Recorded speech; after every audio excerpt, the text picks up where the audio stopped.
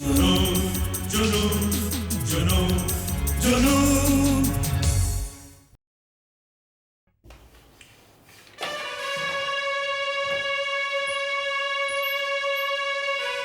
तो तुम अपनी ओछी हरकतों से बाज नहीं आई। क्या किया है मैंने? आपकी मर्जी के मुताबिक शादी नहीं की, हालात से समझौता करने की कोशिश नहीं की, उसके साथ हनीमून पर नहीं चली गई। लेकिन मैं जो अपनी मर्जी से जिंदगी जीने की आदी थी, किसी दूसरे आदमी की गुलाम कैसे बन सकती हूं? और वो भी एक ऐसे आदमी की जिसे बात करने की तमीज नहीं है, जो जासूसों की तरह दरवाजों से कान लगाकर औरों पर जासूसी करता है। बीवी हो तुम उसकी। मुझे अपनी इन दलीलों के छलावे में उलझाने की कोशिश मत करो मिनी। मेरी बात का सीधी तरह जवाब दो। कौन था वो जो तुम्हें वहां रोज फोन करता था? कौन था वो? सीमा, सीमा धनराज। झूठ बोल रही हो तुम। तुम सीमा से इस तरह की फिजूल बातें नहीं करती। मैं अभी सीमा को फोन करके तुम्हारे इस झूठ की कड़ाई खोल सकता हूं। सच सच बताओ, कौन था वो? कौन था वो, इससे किसी को कोई मतलब नहीं। मिनी की बीसियों दोस्त हैं, मर्द औरतें सभी। ना जाने उस कमीने ने क्या जादू कर दिया है तुम पर कि तुम्हें अपनी इज्जत, अपनी जिंदगी, किसी भी चीज की फिक्र नहीं। किसने? आप किसकी बात कर रहे हैं? केशव कलसी की। उसके सिवा कोई और नहीं हो सकता। तुम उसे नहीं जानती, उसका काटा पानी भी नहीं मांगता। मुझे नहीं मालूम आप क्या कह रहे हैं। तुम्हें अच्छी तरह मालूम है कि मैं क्या कह रहा हूं।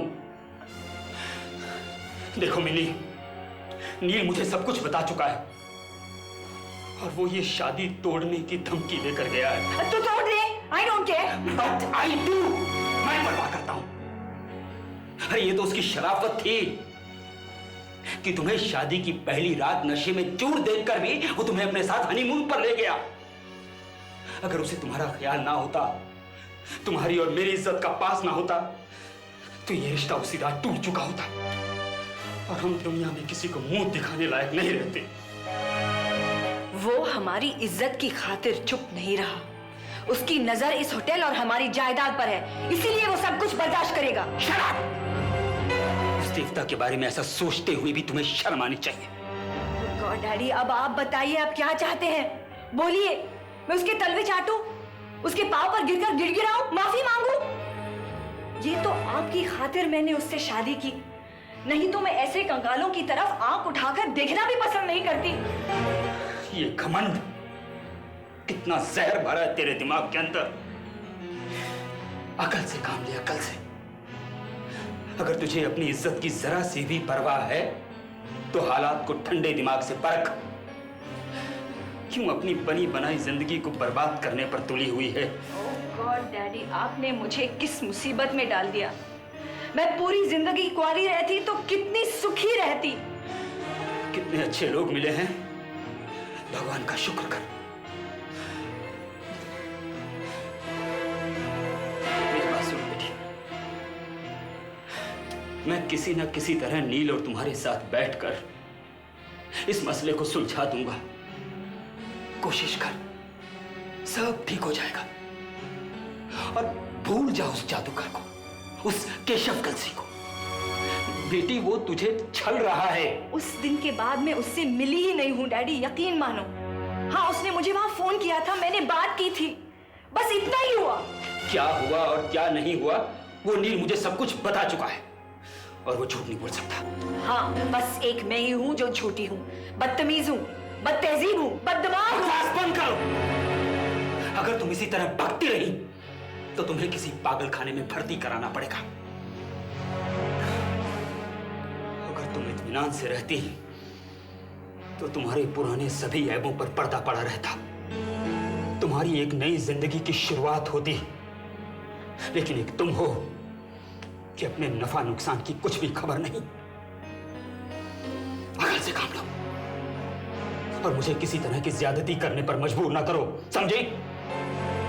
मैं तुम्हें एक मौका और देता हूं, नहीं तो समझ लेना कि मैं तुम्हारे लिए मर गया। और सुनो, अगर तुमने केशव कलसी के साथ किसी भी तरह का कोई राबता रखा तो मुझसे बुरा कोई ना होगा। And I mean it.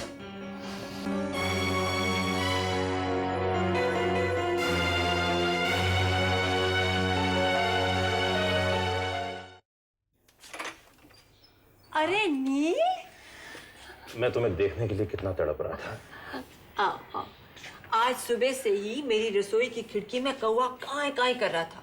मुझे पता था कोई आने वाला है, लेकिन ये तुम होगे इसका तो मुझे शक ही नहीं था। मगर बेटा, तुम तो 1 हफ्ते के बाद आने वाले थे, इतनी जल्दी कैसे आ गए? तुम्हारे बगैर वहां जी नहीं लगा माँ। चल, चापलूस कहीं का।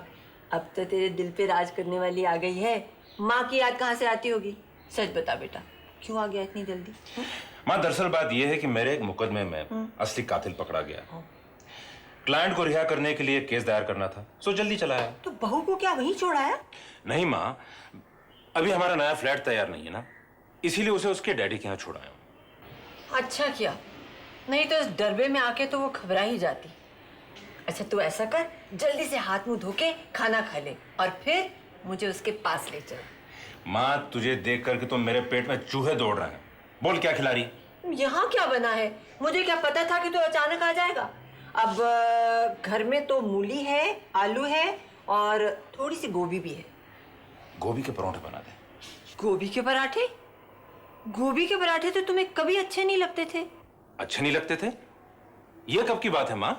नील, तुम ठीक तो हो ना? मुझे क्या हुआ? दरअसल बात यह है माँ कि मैं इतने दिन तुमसे दूर था ना, इसलिए कुछ बौखला सा गया हूँ। वैसे तो मुझे कुछ भी खिला दे, पर खिला गर्मा गर्म। ठीक है, तो हाथ मुंह धो ले, तौलिया बाथरूम में पड़ा है। मैं जल्दी से खाना बनाती हूँ, खा ले, फिर बहू के पास चलते हैं। माँ, मुझे तो अभी अदालत जाना है। तो ठीक है, तुम जाओ, मैं ऑटो में चली जाऊंगी। नहीं, मैं जल्दी से लौट के आऊंगा, फिर हम इकट्ठे चलते हैं। ठीक है, ये भी ठीक है।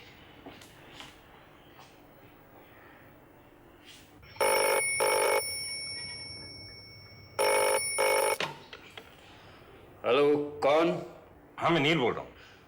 अरे नील बेटा, तुम? जी, जस्ट अ मिनट। माँ, तड़के का धुआं सारे रूम में भर गया।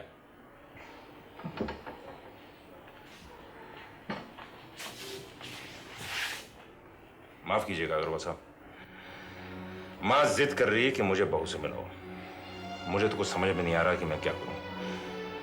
आप तो उनके दिल की हालत जानते हैं। जानता हूं बेटे। वो आपकी बेटी से मिले बगैर नहीं रहेंगी, इसलिए जब वो आए तो आप मिनी से कहिएगा कि उनसे कायदे से पेश आए। तुम चिंता मत करो बेटे, मैंने मिन्नी से खुलकर बात की है। वो बहुत पछता रही है। बेटे, मुझे पूरा यकीन है कि सब ठीक हो जाएगा। तुम निर्मला जी को लेकर किसी भी वक्त आ जाओ। मैं उन्हें थोड़ी देर के लिए आपके पास छोड़ाऊंगा।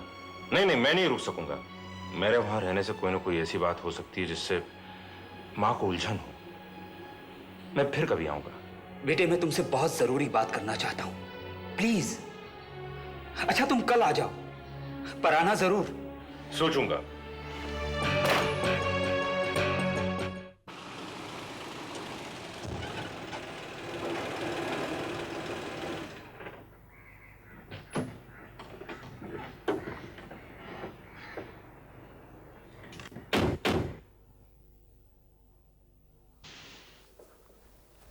Morning sir.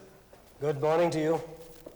ये ट्रेड यूनियन से क्या खिचखिच चल रहा है भाई? कुछ नहीं सर, ये पॉलिटिशियंस आकर यूनियन लीडर्स को हवा दे रहे हैं। अदरवाइज हमने मिल बैठकर सब कुछ तय कर दिया था सर। देखिए, लोग हमसे जलते हैं कि हमारी फैक्ट्रीज में हमारे वर्कर हमसे इस कदर खुश क्यों हैं। इसलिए हमें ज़रा होशियारी बरतनी पड़ेगी। किसी को किसी तरह की शिकायत का मौका नहीं मिलना चाहिए। सर, आप यूनियन के लीडर से जाकर पूछिए, हमने कभी उन्हें शिकायत का मौका दिया है क्या? भाई, मैं उनसे जाके क्यों पूछूं? मुझे क्या आप पे भरोसा नहीं? आप एक काम कीजिए, वो यूनियन के जो प्रेसिडेंट हैं मिस्टर तिवाड़ी और सेक्रेटरी मिस्टर मुरली मनोहर, उनको किसी दिन धनराज विला पे चाय पे बुलाइए। सर, आपके घर पर? क्यों भाई, मेरे घर पे कोई पहरे लगे? हाँ ना सर, मेरा मतलब था कि ऐसा कुछ भी नहीं है। मैं जरा फैक्ट्री का राउंड मार के आता हूँ। वो एक्सटेंशन का काम कैसे चल रहा है? सर, तकरीबन मुकम्मल होने वाला है। That's very good.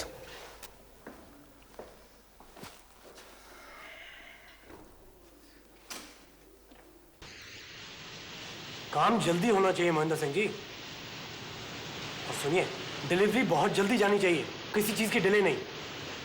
क्या हुआ? हटो एक मिनट। ठीक है, ये वो देखो ना, धागा टूटा हुआ है, उसे जोड़ो वहां से।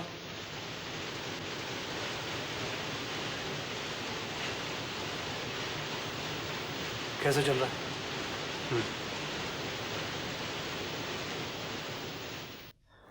कल निर्मला जी आई तो ऐसा लगा जैसे कुछ हुआ ही नहीं। मिन्नी को अपनी गलती का एहसास हुआ है बेटे। कल इसने निर्मला जी को अपने हाथों से चाय बनाकर पिलाई, उनके पांव भी छुए।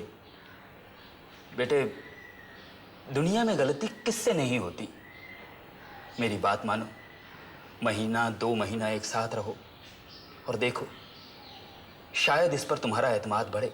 मैं एक बात कहूं डैडी, मैं किसी के रहमो करम पर नहीं रहना चाहती। मुझसे जितना कुछ हो सकता था किया। आप इतनी देर से बोल रहे हैं और ये है कि बर्फ की सिल बने बैठे हैं। तू चुप कर, मुझे बात करने दे। मैं चुप क्यों रहूं डैडी? ये मेरा मसला नहीं है क्या? तो ठीक है, तू बात करना चाहती है तो कर, मैं चलता हूं। नहीं, आप बैठे रहिए। जो भी फैसला होना है अगर आपके सामने ही हो तो बेहतर है। एक खाई जो हम दोनों के बीच पैदा हो गई है, उसे भरने के लिए वक्त चाहिए। उसे पुरने की सारी कोशिश इसे करनी होगी, क्योंकि यह दरार इसी की वजह से पड़ी है।